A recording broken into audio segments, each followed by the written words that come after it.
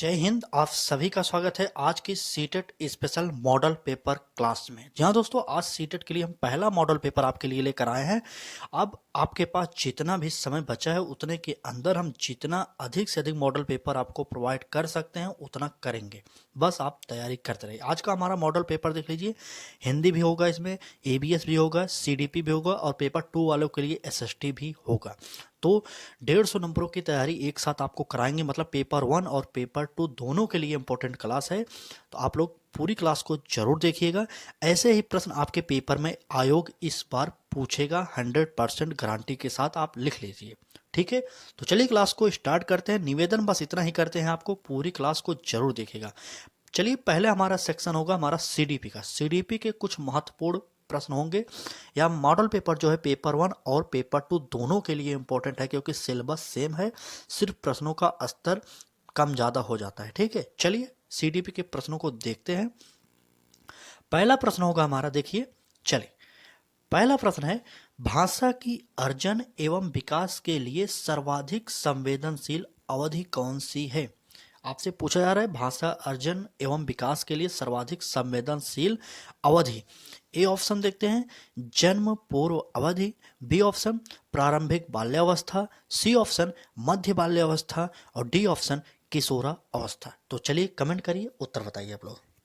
चले, इस प्रश्न में थोड़ा सा विवाद है। आयोग के द्वारा भी इस प्रश्न में विवाद खड़ा किया गया था, क्योंकि यहाँ पर प्रारंभिक बाल्यावस्था और मध्य बाल्यावस्था में विवाद हो गया था आयोग के द्वारा। लेकिन फिर भी जो किताबों में दिया गया प्रश्न का उत्तर है, आप देख सकते हैं कि इसमें से बी भी सही हो सकता है और सी भी सही हो सकता है। लेकिन अगर आप हमारे अकॉर्डिंग चलेंगे तो हमारा उत्तर जो हो जाएगा वह हो जाएगा सी ऑप्शन सही हो जाएगा। ठीक है, सी ऑप्शन सही हो जाएगा। मध्य बाल्यावस्था जो होती है, भाषा अर्जन एवं विकास के लिए सर्वाधिक संवेदनशील अवस्था मानी जाती है। वैसे तो प्रारंभिक बाल्यावस्था भी होना चाहिए, लेकिन यह प्रश्न जो है आयोग के ऊपर छोड़ते हैं। लेकिन आप उत्तर, अगर आपको पता हो इस प्रश्न का एग्जैक्ट उत्तर, आप कमेंट बॉक्स में भी कर सकते हैं। लेकिन हमारे अकॉर्डिंग अगर चलेंगे तो मध्य बाल्यावस्था हो जाएगी। ठीक है, चलिए सी ऑप्शन इसका सही मानेंगे। आगे चलते हैं अगले प्रश्न पर। अगला प्रश्न होगा हमारा, देखिए प्रश्न है, निम्नलिखित में से कौन सी लॉरेंस कोहल वर्ग के द्वारा प्रस्तावित नैतिक विकास की एक व्यवस्था अवस्था है? ठीक है, कहा गया है कि कोहल वर्ग के द्वारा प्रस्तावित नैतिक विकास की एक अवस्था कौन सी है? ए ऑप्शन, प्रसूति अवस्था। बी ऑप्शन, सामाजिक अनुबंध अभिविन्यास। सी ऑप्शन, मूर्त संक्रियात्मक अवस्था। और डी ऑप्शन, उद्योग बनाम अधीनता अवस्था। चलिए कमेंट करिए और उत्तर बताइए। कम समय में आपको कराएंगे, पूरा मॉडल पेपर कराएंगे। सोचिए, हम आपको एबीएस भी कराएंगे, सीडीपी भी कराएंगे, हिंदी पेडागोजी भी कराएंगे, एसएसटी भी कराएंगे, मतलब 4-5 सब्जेक्ट का कंबाइंड आपको मॉडल पेपर प्रोवाइड किया जा रहा है। अब आपके पास समय बहुत कम है, आप जितना भी अधिक से अधिक मॉडल पेपर हल कर सकते हैं कर लीजिए, और एक भी क्लास मिस मत करिएगा। ठीक है, चलिए इस प्रश्न का उत्तर बात करें तो सामाजिक अनुबंध और अभिविन्यास, हमारा बी ऑप्शन इस प्रश्न का सही हो जाएगा। आप लोग कमेंट करके उत्तर करते रहिए, ताकि अब आपको यह पता हो जाए कि आपकी तैयारी कितनी है। ठीक है, अब अतिरिक्त प्रयास मत करिएगा, सिर्फ आप प्रैक्टिस सेट लगाइए। अतिरिक्त प्रयास करेंगे तो नंबर आपका कम जरूर हो जाएगा। चलिए आगे बढ़ते हैं, अगले प्रश्न पर चलते हैं। अगला प्रश्न इंपॉर्टेंट है हमारा, देख लीजिए। और निवेदन बस इतना करेंगे कि पूरी क्लास जरूर देखिएगा आप लोग, क्योंकि ऐसी क्लास आपको कहीं पर नहीं मिलेगा। कोई मॉडल पेपर लाएगा तो एक सब्जेक्ट का मॉडल पेपर लाएंगे, लेकिन हमारा यह सिद्धांत है आपको सेम टू सेम पेपर जैसा मॉडल पेपर प्रोवाइड किया जाए। चलिए अगले प्रश्न को देखते हैं। प्रश्न है, कक्षा में परिचर्चा के दौरान एक शिक्षक प्रायः लड़कियों की तुलना में लड़कों पर अधिक ध्यान देता है, यह किसका उदाहरण है? यह क्वेश्चन जो है बहुत ही इंपॉर्टेंट है, क्योंकि इस प्रकार के प्रश्न आपके पेपर में बार बार देखने को आपको मिलेंगे। ठीक है, चले, ए ऑप्शन हमारा जेंडर पक्षपात। बी ऑप्शन, जेंडर पहचान। सी ऑप्शन, जेंडर संबंधता। और डी ऑप्शन, जेंडर समरूपता। अगर आपने इन जेंडर से बनने वाले प्रश्नों को नहीं देखा अब तक, तो एक बार पढ़ लीजिएगा, क्योंकि जेंडर से प्रश्न 2 प्रश्न जरूर आएंगे आपके पेपर में। चलिए उत्तर बताइए। कहा गया था कि प्रश्न में कि एक कक्षा है जिसमें परिचर्चा के दौरान एक शिक्षक जो प्रायः लड़कियों की तुलना में लड़कों पर अधिक ध्यान देता है, मतलब यहाँ पर क्या किया जा रहा है? जेंडर पक्षपात किया जा रहा है। आपको भी पता होना चाहिए, जहाँ पर एक ही जेंडर पर अधिक ध्यान दिया जाए वह हम कह सकते हैं कि वहाँ पर पक्षपात किया गया है। ठीक है, तो इस प्रकार से हमारा उत्तर जो निकलेगा ए ऑप्शन सही हो जाएगा। जेंडर पक्षपात यहाँ पर शिक्षक के द्वारा किया जा रहा है, तो इस प्रकार से इस प्रश्न का उत्तर जो निकला ए ऑप्शन सही हो जाएगा। चलिए आगे बढ़ते हैं। अपने मित्रों तक इस क्लास को जरूर शेयर कर दीजिए एक बार, क्योंकि उन्हें भी अंतिम समय में मॉडल पेपर की ज़रूरत होगी। इसलिए हम आपसे निवेदन करेंगे आप अपने मित्रों को इस क्लास को अधिक से अधिक शेयर जरूर करिएगा। चलिए आगे बढ़ते हैं, अगले प्रश्न पर चलते हैं। प्रश्न है हमारा, बच्चों में जेंडर रूढ़िवादिता एवं जेंडर भूमिका अनुरूपता को कम करने के लिए निम्नलिखित में से कौन सी पद्धति प्रभावशाली है? ए ऑप्शन जेंडर पक्षपात के बारे में परिचर्चा, बी ऑप्शन जेंडर विशिष्ट भूमिकाओं को महत्व देना, सी ऑप्शन जेंडर पृथक खेल समूह बनाना और डी ऑप्शन जेंडर पृथक बैठने की व्यवस्था करना। चलिए कमेंट कर दीजिए और उत्तर बता दीजिए। चलिए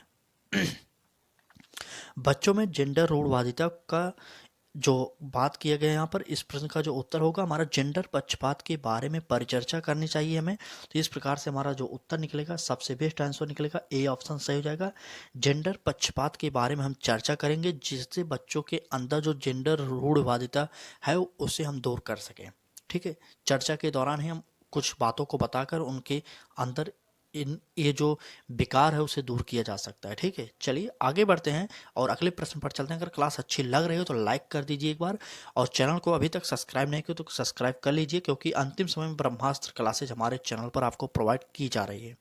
चलिए आगे बढ़ते हैं, अगले प्रश्न पर चलते हैं। कहा गया है, निम्नलिखित में से किस मनोवैज्ञानिक ने बच्चों को ज्ञान के सक्रिय जिज्ञासु के रूप में देखते हुए उनके चिंतन पर सामाजिक एवं सांस्कृतिक विषय वस्तुओं के प्रभाव को महत्व दिया है? A option Watson, B option Vygotsky, C option Jean पियाजे और डी ऑप्शन कोहलबर्ग। चले ज्ञान के सक्रिय जिज्ञासु के रूप में देखा था कौन? तो हमारा उत्तर हो जाएगा जीन पियाजे। जी हाँ दोस्तों, जीन पियाजे हम उत्तर मार सकते थे, लेकिन यहाँ पर हमारा जो उत्तर होगा, यहाँ पर सामाजिक सांस्कृतिक विकास की बात की गई। अगर सिर्फ ज्ञान के सक्रिय जिज्ञासु के रूप में देखते तो यहाँ पर हमारा उत्तर जीन पियाजे होता, लेकिन यहाँ पर आगे बढ़ते हैं तो आगे यहाँ पर बात की गई है सामाजिक एवं सांस्कृतिक विषय वस्तुओं के संबंध में पूछा गया। ठीक है, सामाजिक एवं सांस्कृतिक विषय वस्तुओं के प्रभाव को महत्व दिया था। तो हमारा वो जो वाटसन, जी नहीं वाटसन नहीं होंगे, वाइगोत्स्की होंगे। जी हाँ दोस्तों, बी ऑप्शन हमारा वाइगोत्स्की ने सामाजिक विकास का सिद्धांत दिया था। सामाजिक एवं सांस्कृतिक विकास का सिद्धांत की बात करें तो वह वाइगोत्स्की महोदय ने दिया था। ठीक है, क्लास कैसी लग रही है, प्रश्न कैसे हैं, आप कमेंट करके जरूर बताते रहिए, क्योंकि आपको अच्छा लगना चाहिए और आपको यह लगना चाहिए कि यह प्रश्न आएगा पेपर में, तभी हमारा मॉडल पेपर जो हम आपको करा रहे हैं या कराने का कुछ लाभ मिल सकता है आपको भी। ठीक है, चलिए आगे बढ़ते हैं। और इतने प्रश्न हमने जो भी कराया 6-7 प्रश्न थे, यह हमारा सीडीपी का सेक्शन हो गया। हमारी क्लासेज बहुत बड़ी नहीं करते हम, लगभग आधे घंटे नहीं तो 45 मिनट के अंदर हमारी क्लासेस समाप्त हो जाएंगे। मॉडल पेपर एक हल कर लेंगे, इतनी जल्दी हल करेंगे क्योंकि आपके पास समय कम है। हम नहीं चाहते कि आपका समय एक भी मिनट का वेस्ट होने पाए। चलिए यहाँ से स्टार्ट करते हैं एबीएस के कुछ प्रश्न। ठीक है, एबीएस एनसीईआरटी के कुछ प्रश्न हैं, सेम टू सेम आपके पेपर में छपेंगे और छपे भी हैं पहले ये प्रश्न जो हैं। ठीक है, चलिए एबीएस देखते हैं। पेपर 1 और पेपर 2 दोनों के लिए यह प्रश्न इंपॉर्टेंट है। चलिए, यह प्रश्न पिछली परीक्षा में आया हो प्रश्न है, इसलिए मैंने यहाँ पर रख लिया यह प्रश्न को। अगर आप इनके बारे में नहीं जानते हो तो एक बार जरूर पढ़िएगा इनके बारे में। चलिए प्रश्न है हमारा, निम्नलिखित में से कौन अंतरराष्ट्रीय ख्याति प्राप्त वेट लिफ्टर हैं? A option Sunita Williams, B option Sachin Tendulkar, C option Bachendri Pal और डी ऑप्शन करणम मल्लेश्वरी। यहाँ पर ऑप्शन में सिर्फ एक ही ऐसे हैं जो वेट लिफ्टर हैं, बाकी सब अलग अलग खेलों से संबंधित हैं। तो उनका नाम बछेंद्री पाल आपको पता होना चाहिए, ये नहीं है। सचिन तेंदुलकर तो क्रिकेट, ये सुनीता विलियम्स भी इनका खेल दूसरा है। हमारा उत्तर जो होगा करणम मल्लेश्वरी। करणम मल्लेश्वरी को एक बार एनसीईआरटी की बुक में आप जरूर पढ़िएगा, क्योंकि इनसे प्रश्न लगभग 2-4 बार पूछा जा चुका है। ठीक है, चलिए एनसीईआरटी के प्रश्न हैं ये, सेम टू सेम एनसीईआरटी के हैं। ठीक है, आप एनसीईआरटी नहीं पढ़ें तो ये प्रश्न जरूर देखिएगा। चलिए आगे बढ़ते हैं, अगले प्रश्न पर चलते हैं। अगले प्रश्न होगा हमारा, नीचे दिए गया कौन सा एक समूह जड़ों का है? ए ऑप्शन चुकंदर, आलू, अदरक, बी ऑप्शन गाजर, हल्दी, अदरक और सी ऑप्शन शकरकंद, मूली, हल्दी और डी ऑप्शन गाजर, चुकंदर, मूली। चलिए कमेंट कर दीजिए और उत्तर बता दीजिए जल्दी से। चलिए कमेंट करके आप लोग उत्तर बताते रहिए जल्दी से। चलिए, तो बात करें कौन सा जड़ों का समूह है। जड़ों का समूह पूछा जाए तो गाजर होगा, चुकंदर होगा और मूली होगा। इस प्रकार से हमारा जो उत्तर निकलेगा वह डी ऑप्शन हमारा सही हो जाएगा। चलिए, इस प्रश्न का जो उत्तर निकला हमारा डी ऑप्शन। आगे बढ़े, बताइए आप लोगों को प्रश्न समझ में आ रहा है कि नहीं समझ में आ रहा है, कमेंट करते रहिए आप लोग। चलिए आगे बढ़ते हैं, अगले प्रश्न पर चलते हैं। अगला प्रश्न होगा हमारा, रेगिस्तान ओक एक पेड़ है जो पाया जाता है। यह प्रश्न कई बार पूछा गया है, आप यकीन करिए यह प्रश्न इतनी बार पूछा जा चुका है ना, आप इसे पढ़ कर जाइएगा। एनसीईआरटी में है यह प्रश्न सेम टू सेम। चलिए, ए ऑप्शन राजस्थान में है, बी ऑप्शन आबू धाबी में है, सी ऑप्शन है ऑस्ट्रेलिया में है और डी ऑप्शन है संयुक्त अरब अमीरात में है। कई लोग ऐसे होंगे जब रेगिस्तानी का नाम सुनेंगे तो हम सोचेंगे कि हमारे राजस्थान में पाया जाता है, तो जी नहीं दोस्तों, यह गलत हो जाएगा क्योंकि हमारे राजस्थान में रेगिस्तानी ओक नहीं पाया जाता। ठीक है, चले, ऐसे जगह पर पाया जाता है आप शायद सोचे भी ना हो। कई लोग आबू धाबी पर मारेंगे, सोचेंगे यहाँ पर भी पाया जाता होगा, अमीरात मारेंगे, जी नहीं दोस्तों, ये सब गलत होंगे। हमारा ऑस्ट्रेलिया में रेगिस्तानी ओक पाया जाता है। ठीक है, रेगिस्तानी ओक की बात करें तो वह ऑस्ट्रेलिया में पाया जाता है, जो कि बहुत ही महत्वपूर्ण है आपके पेपर के लिए। आगे बढ़ते हैं, अगले प्रश्न पर चलते हैं। यह प्रश्न देखिए, चले, प्रश्न में कहा गया है भारत की आज़ादी से पहले महात्मा गांधी दांडी के समुद्र तट तक अपनी प्रसिद्ध यात्रा की थी। वह भारत के नीचे दिए गए किस राज्य में स्थित है। मतलब कहा गया था कि जहां पर दांडी यात्रा शुरू किए थे महात्मा गांधी, वह स्थान किस राज्य में है। A option Maharashtra, B option Karnataka, C option Orissa, D option Gujarat. आपको पता होना चाहिए कि गुजरात के साबरमती आश्रम से दांडी यात्रा स्टार्ट किए थे महात्मा गांधी। ठीक है, चले आगे बढ़ते हैं और अगला प्रश्न पर चलते हैं। अगले प्रश्न, ये सभी जो अभी तक ईवीएस के प्रश्न थे एनसीईआरटी के सेम टू सेम लाइन से लिए गए प्रश्न थे। आगे बढ़ते हैं, यह देखिए, यह एक नृत्य है जो पिछली परीक्षा में पूछा गया है, यूपी टेट में पूछा गया था और कई परीक्षाओं में पूछा जा चुका है। प्रश्न में कहा गया है चिराव नाच कहाँ के लोग करते हैं। चिराव एक डांस है, आपको पता होगा कि नृत्य प्रश्न में पूछा जाता है, आपके पेपर में आता है। पिछली परीक्षाओं में आप अगर देखे होंगे प्रश्नों को तो उनमें यह प्रश्न आया हुआ होगा। चलिए, चिराव की बात करें, उत्तर प्रदेश में है कि झारखंड में है, मिजोरम में है कि मणिपुर में है, तो हमारा उत्तर जो निकलेगा वो हो जाएगा मिजोरम। चिराव डांस जो होता है वह मिजोरम में होता है, आप सभी को यह पता होना चाहिए। चले आगे बढ़ते हैं। एक बार क्लास को लाइक कर दीजिए, अपने मित्रों तक जरूर शेयर करिएगा, इस प्रकार की क्लासेज उनको अब अंतिम समय में बहुत ही ज़रूरत पड़ेगी। चलिए, एक ईवीएस पेडागोजी का प्रश्न भी पढ़ लीजिए, क्योंकि ईवीएस पेडागोजी 15 नंबर का पेडागोजी आएगा ईवीएस के अंतर्गत और 15 नंबर एनसीईआरटी के फैक्ट वाले प्रश्न पूछे जाते हैं। चलिए देखते हैं, एक प्रश्न हमारा, प्रश्न में कहा क्या जा रहा है, पर्यावरण अध्ययन कक्षा 3 से 5 के लिए एक विशेष क्षेत्र है जो संकेत करता है। क्या करता है। ए ऑप्शन विज्ञान की अवधारणाओं और मुद्दों को, बी ऑप्शन पर्यावरण शिक्षा सामाजिक अध्ययन और विज्ञान की अवधारणाओं और मुद्दों को, सी ऑप्शन विज्ञान और सामाजिक विज्ञान की अवधारणाओं और मुद्दों को और डी ऑप्शन पर्यावरणीय शिक्षा और विज्ञान की अवधारणाओं और मुद्दों को। चले, लगभग प्रश्न सेम टू सेम हर आंसर है आपके पास, लेकिन उसमें भी जो भी बेस्ट होगा वही आपको छांटना पड़ेगा। चलिए, अगर 3 से 5 की बात की है तो हमारा उत्तर जो होगा सबसे बेस्ट आंसर होगा पर्यावरण शिक्षा सामाजिक अध्ययन और विज्ञान की अवधारणाओं और मुद्दों को, हमारा यानी कि बी ऑप्शन सही हो जाएगा। चलिए आगे बढ़ते हैं और अगले प्रश्न पर चलते हैं। अगला प्रश्न देखिए क्या होगा। अब हमारा यहाँ से स्टार्ट करते हैं हिंदी पेडागोजी का सेक्शन। हिंदी पेडागोजी आपको पता होगा कि 15 नंबर हिंदी पेडागोजी के भी आपके पेपर में आएंगे और 15 नंबर आपके पेपर में हिंदी से जो आते हैं पैसेज आते हैं। 2 पैसेज आएगा, 15 नंबर का पैसेज आता है। आप अगर नहीं जानते परीक्षा का पैटर्न, एक बार पिछली परीक्षाओं का जो पेपर हुआ उसको जरूर देखिए, उसमें यह देखिए कौन से प्रश्न ज़्यादा पूछे जाते हैं, आपको कंफर्म हो जाएगा। ठीक है, चलें स्टार्ट करें। हाँ, निवेदन बस इतना करेंगे, अभी भी आपके पास समय है, अंतिम समय में जितना भी अधिक से अधिक प्रैक्टिस सेट कर सकते हैं कर लीजिए, क्योंकि सीटेट पास करने के लिए प्रैक्टिस सेट बहुत ही ज़्यादा जरूरी है। ठीक है, चलिए आगे बढ़ते हैं। अब हिंदी के प्रश्नों को भी देख लीजिए। ठीक, चलिए हिंदी के पहले प्रश्न पर चलते हैं और प्रश्न होगा हमारा, देख लीजिए। कहा गया है कि प्राथमिक स्तर पर बच्चों की भाषा का आकलन करने का उद्देश्य है। क्या उद्देश्य होगा? ए ऑप्शन उसकी पठन क्षमता का आकलन, बी ऑप्शन उसके भाषा प्रयोग की क्षमता का आकलन, सी ऑप्शन उसकी लेखन क्षमता का आकलन और डी ऑप्शन उसकी बोलने की कुशलता का आकलन। चलिए कमेंट कर दीजिए और उत्तर बता दीजिए जल्दी से। ठीक, चलिए प्राथमिक स्तर की बात की गई है। प्राथमिक स्तर पर बच्चों की भाषा का आकलन करने का उद्देश्य क्या होता है? क्या देखिए यहाँ पर बहुत ही इंपॉर्टेंट प्रश्न है। कहा गया है ए ऑप्शन में कि उसकी पठन क्षमता का आकलन। जी नहीं दोस्तों, हम पठन क्षमता का आकलन नहीं करेंगे। प्राथमिक स्तर पर बालक गया तो उसकी पठन क्षमता जो है बहुत अच्छी नहीं होगी, इसलिए हम आकलन नहीं करेंगे।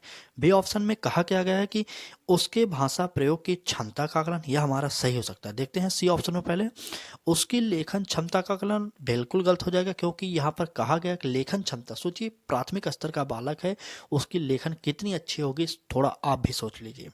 अब बात करें डी ऑप्शन में उसकी बोलने की कुशलता का आकलन। जी नहीं दोस्तों, भाषा की आकलन में बोलने की कुशलता मायने नहीं रखती, तो ना सबसे बेस्ट इसमें से होगा ए बी ऑप्शन उसके भाषा प्रयोग की क्षमता का आकलन। ठीक है, चले इस प्रश्न का जो उत्तर होगा वह बी ऑप्शन सही हो जाएगा। आगे बढ़ते हैं। यहाँ पर डी ऑप्शन भी सही हो सकता था, लेकिन हमें सीटेड में यह करना होता है जो सबसे बेस्ट आंसर होगा वही हमें देना है। तो सबसे बेस्ट आंसर इसमें बी ऑप्शन था और डी ऑप्शन भी सही होता। अगर बी ऑप्शन नहीं होता, जैसे बी ऑप्शन काट दें हम, तो हमारा डी ऑप्शन सही होगा, लेकिन जब बी ऑप्शन है तो हमारा यह कट जाएगा और यह सही हो जाएगा बी ऑप्शन। ठीक है, चलिए आगे बढ़ते हैं। आगे बढ़ते हैं और अगले प्रश्न पर चलते हैं। प्रश्न में कहा क्या जा रहा है, इनमें से कौन सा भाषा आकलन में सबसे कम प्रभावी तरीका है? देखिए निगेटिव शब्द हमें चुनना है। यहाँ पर कहा गया है ए ऑप्शन कहानी कहना, बी ऑप्शन कहानी लिखना और डी ऑप्शन सी ऑप्शन घटना वर्णन और डी ऑप्शन श्रुत लेख। देखिए भाषा आकलन, अगर कोई बालक अगर भाषा आकलन, अगर आप भाषा आकलन एक टीचर हैं, अगर आप भाषा आकलन करना चाह रहे हैं किसी बालक का, अगर बालक कहानी कहता है, अगर आप उसकी भाषा को सुनेंगे तो आप भाषा आकलन आसानी से कर सकते हैं। इस प्रकार से ये हमारा उत्तर सही होगा। इसे हमें काटना पड़ेगा क्योंकि हमें यहाँ पर सबसे कम जो नेगेटिव है वही हमें चुनना होगा। बी ऑप्शन कहानी लिखना, जब बालक अपनी इच्छा अनुसार कहानी लिखेगा, कुछ उसमें नया करने की कोशिश करता है, तो बालक का भाषा जो होता है वह विकास करता है। इस प्रकार से यह भी सही होगा, इसलिए हमें यह काटना पड़ेगा। और सी ऑप्शन घटना वर्णन, घटना वर्णन मतलब बालक किसी घटना को देखे रहेगा, अगर आप उससे पूछेंगे कि बालक अपने शब्दों में उसका वर्णन करेगा, तो वहाँ पर भी भाषा का आकलन किया जा सकता है। लेकिन श्रुत लेख, अगर बालक किसी बात को सुनकर लिखता है तो इससे भाषा का आकलन नहीं किया जा सकता। इस प्रकार से इस प्रश्न का जो उत्तर होगा वह डी ऑप्शन होगा। तो यह हमारा श्रुत लेख यही गलत होगा, इसलिए हमें यह सही करना पड़ेगा। ठीक है, चलिए आगे बढ़ते हैं। आगे बढ़ते हैं और अगले प्रश्न पर चलते हैं। अगले प्रश्न में कहा जा रहा है कि आकलन की प्रक्रिया में केवल बच्चों की क्षमताओं का आकलन नहीं होता, बल्कि शिक्षक की शिक्षण प्रक्रिया का भी आकलन होता है।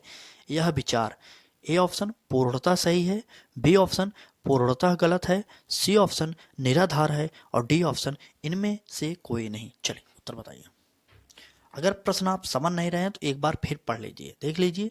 आकलन की प्रक्रिया में केवल बच्चों की क्षमताओं का आकलन नहीं होता, बल्कि शिक्षक की शिक्षण प्रक्रिया का भी आकलन होता है।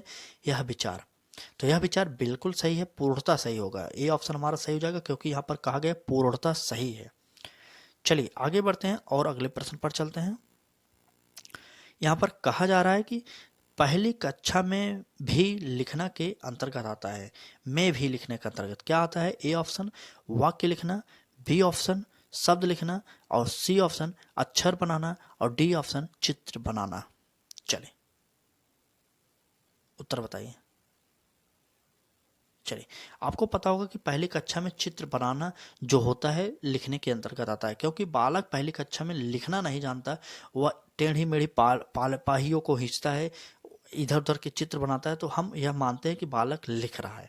तो इस प्रकार से हमारा इस प्रश्न का जो उत्तर होगा डी ऑप्शन सही हो जाएगा। पहली कक्षा में चित्र बनाना जो होता है लिखने के अंतर्गत आता है।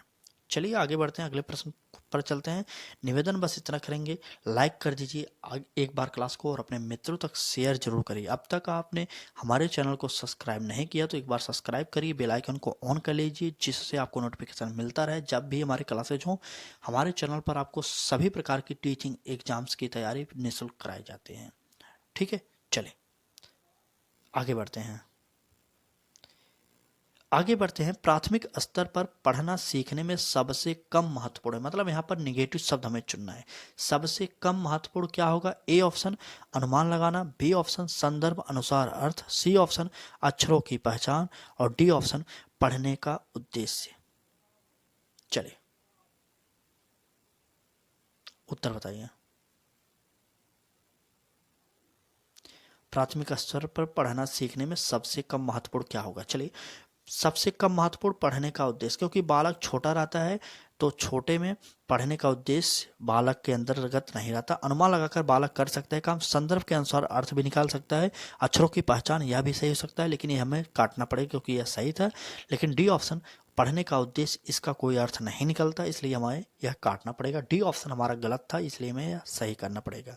ठीक है, चलिए इस प्रश्न का जो उत्तर निकला हमारा डी ऑप्शन निकला। अब यहाँ से हम स्टार्ट करेंगे एसएसटी के प्रश्नों को। हमने सीडीपी पढ़ा, ईवीएस पढ़ लिया, हिंदी पढ़ लिया, अब हम एसएसटी देखते हैं। जो लोग पेपर 2 में सामाजिक विज्ञान लिए हैं 6 to 8 वाले, उनके लिए अब प्रश्न स्टार्ट कर रहे हैं। वैसे तो ये सभी प्रश्न भी ईवीएस के अलावा सभी प्रश्न जैसे सीडीपी, हिंदी, ये same to same syllabus primary वालों का भी है और मिडिल वालों का भी है, इसलिए दोनों लोगों को हमारी क्लासेस देखनी चाहिए। चलिए आगे बढ़ते हैं और एसएसटी पर चलते हैं। एसएसटी का महत्वपूर्ण प्रश्नों की श्रृंखला अब हम आपको बताने चल रहे हैं। तो चलिए पहला प्रश्न 1857 की विद्रोह के द्वारा बनाया गया प्रश्न है। चलिए देखिए, प्रश्न में कहा क्या गया जा रहा है, 1857 के विद्रोह के बाद अंग्रेजों ने किस प्रकार भारत पर अपने नियंत्रण को समेकित किया? ए ऑप्शन तुष्टीकरण तथा संपत्ति अधिकारों की सुरक्षा करके, B option East India Company के सभी अधिकार ब्रिटिश साम्राज्य के हाथ में सौंप कर ताकि भारतीय मामलों को ज़्यादा बेहतर ढंग से संभाला जा सके, सी ऑप्शन अवध, बिहार, मध्य भारत और दक्षिण भारत से ज़्यादा सिपाहियों की भर्ती कर, और डी ऑप्शन भूमिहीन तथा किसानों की रक्षा के लिए नीतियां बनाकर। चले, अगर आपने एसएसटी लिया है तो आपको पता होना चाहिए कि एसएसटी के नंबर पाना बहुत ही कठिन होता है, तो आप अच्छे से प्रैक्टिस सेट करिए तभी आप आसानी से पास कर सकते हैं। इस प्रश्न का उत्तर जो होगा हमारा, ईस्ट इंडिया कंपनी के सभी अधिकार ब्रिटिश साम्राज्य के हाथ में सौंप कर ताकि भारतीय मामलों को ज़्यादा बेहतर ढंग से संभाला जा सके। यह प्रश्न का उत्तर हमारा बी ऑप्शन सही हो जाएगा।